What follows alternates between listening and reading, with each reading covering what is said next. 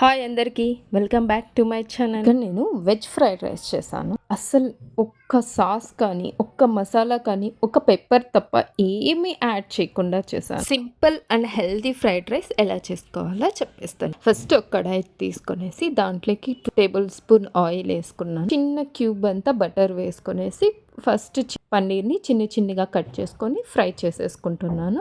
ఇక్కడ పన్నీర్ని నేను కొంచెం గోల్డెన్ కలర్ ఇలా కలర్లోకి వచ్చాక తీసేసుకుంటున్నాను. ఎక్కువ చేసుకోవద్దండి, ఇలా చేసుకుంటే చాలు. ఇలా పన్నీర్ని తీసేసుకున్నాక అదే కడాయిలో ఉన్న ఆయిల్లోకి కొంచెం జీరా అలాగే కొంచెం సాసవులు వేసి అది చిట్లా సైడ్కి స్లిట్ చేసుకున్న 2 పండు మిర్చి కూడా వేసేసి ఫ్రై చేసేసుకుంటాను. ఇలా పండు మిర్చి ఫ్రై అయ్యాక తెల్లగడ్డ సన్నగా చాప్ చేసుకొని పెట్టుకున్నాను, అది కూడా వేసేసి ఫ్రై చేసుకుంటున్నాను. ఇలా తెల్లగడ్డ ఫ్రై అయ్యాక ఇట్లా పొడవుగా కట్ చేసుకున్న ఆనియన్ 1 కప్ మీడియం సైజ్ కప్లో దాంతో 1 కప్ వేసేసుకొని అది కూడా హై ఫ్లేమ్ మీద టాస్ చేసేసుకుని అది కొంచెం కలర్ చేంజ్ అయ్యాక 1/2 కప్ అంత క్యారెట్ సన్నగా కట్ చేసుకున్నది, అలాగే 1 కప్ అంత స్వీట్ కార్న్ వేసేసాను. 1 కప్ అంత red and green capsicum 2 mix చేసి 1 కప్, అలాగే సోయా చంక్ ఒక 1/2 కప్ వేసేసుకుంటున్నాను. సోయా చంక్స్ పెద్దగా ఉంటే 1/2కి కట్ చేసుకున్నాను. ఇలా వేసుకున్న వెజ్జెస్ అంతా ఒకసారి బాగా కలిపేసి రుచికి తగినంత ఉప్పు వేసేసుకొని మళ్ళీ ఒకసారి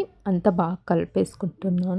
ఆల్రెడీ పండు మిర్చి వేసాను 2, కాబట్టి ఇక్కడ పెప్పర్ పౌడర్ అనేది మీరు రుచికి తగ్గట్టు మీరు ఎంతైతే ఆ ఫ్లేవర్ని ఎంజాయ్ చేస్తారో అంత మాత్రం పెప్పర్ని కూడా వేసేసుకుంటున్నాను. పెప్పర్ని వేసేసాక బాస్మతి రైస్ని ముందుగానే ఉడికించి చల్లారి పెట్టుకున్నాను. సో దాన్ని కూడా వేసేసి హై ఫ్లేమ్ మీదనే బాగా ఇలా టాస్ చేసుకుంటున్నాను. వెజ్జెస్ అలాగే రైస్ని అంతా ఒక్కసారిగా బాగా కలుపుకునేస్తున్నాను. ఇలా కలుపుకునేసాక ఆల్రెడీ మనం ఫ్రై చేసుకున్న పన్నీర్ని కూడా వేసేసుకొని మళ్ళీ ఒకసారి అంతా బాగా కలిపేసుకుంటున్నాను. ఇక్కడ హై ఫ్లేమ్లో ఉంది కాబట్టి అట్లానే వదిలిపెట్టేసామంటే అంత మాడిపోతుంది. సో మిక్స్ చేస్తూ కొంచెం అలాగే ఎక్కువ మిక్స్ చేయొద్దండి అలా అని చెప్పేసి కొంచెం మిక్స్ చేసుకుంటూ అలాగే అంతా ఫ్రై అయిపోయాక ఇలా లాస్ట్లో కొత్తిమీర వేసేసి ఒకసారి కలిపేసి స్టవ్ ఆఫ్ చేసేసి అలా ప్లేట్లోకి తీసుకొని సర్వ్ చేసుకొని తినడమే. ఇక్కడ మెయిన్ రైస్ అండ్ 70% మాత్రమే ఉడకాలి, ఎక్కువ ఉడకకూడదు. సో అప్పుడే ఫ్రైడ్ రైస్ అనేది పర్ఫెక్ట్గా వస్తుంది. Simple and healthy veg fried rice అనేది రెడీ అయిపోయింది.